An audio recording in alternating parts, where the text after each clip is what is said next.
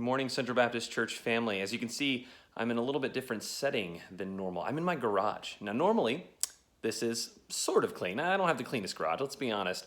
But normally there's not tools and trash and building materials everywhere, as you can see behind me. Normally, right here, a car would be parked at least. I can usually get at least one car in my garage. But right now, it's quite the mess. And why is that? Well, it's because during this time, when I have a little bit of extra time, at least I have the evenings and most Friday nights and Saturdays when I would normally be doing a youth activity, I actually have that time available to myself for the first time since I've been in Ponca City. And so I'm taking advantage of it and doing some much needed home repairs that I've been putting off for far too long. But when I come to verses like this in Proverbs 14:4, where we had our reading today, it says, "Where no oxen are, the crib is clean, but much increase is by the strength of the ox."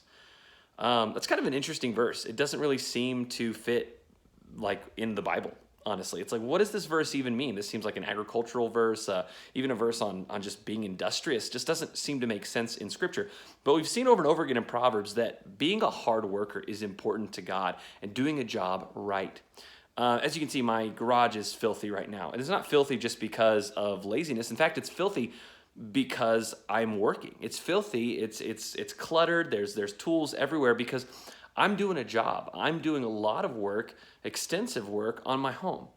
And I have to get tools and building supplies and make a mess in order to do the job right. So there's a couple truths to learn from this. First of all, it's good when there's a mess as long as you're doing work.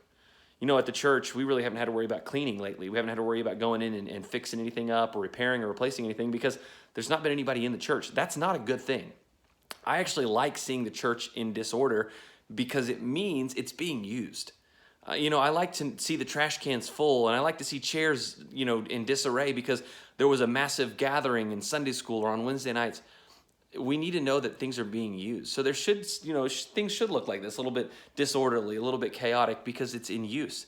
And I can't wait till we can get back, and hopefully soon. It sounds like I was grateful for President Trump's announcements last night, and hopefully we'll get our nation back on track soon and be back in church before you know it, and be using the building. But also another important practical truth is make sure you're using the right tool.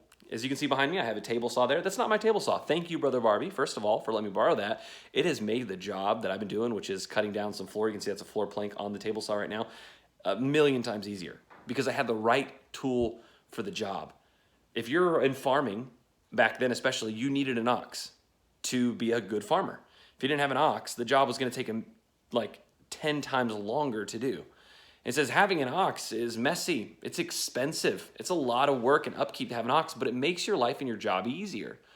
In life, make sure you have the right tools. It might go through a little extra effort. It might cost a little bit more money, but make sure you're doing things the right way. Make sure you're doing things excellently. And spiritually speaking, make sure you have the right tools. Make sure you have things in your life that are going to help you grow spiritually. It might take a little longer. It might be a little more painstaking. It might be more expensive to live the right way, honestly, even at times.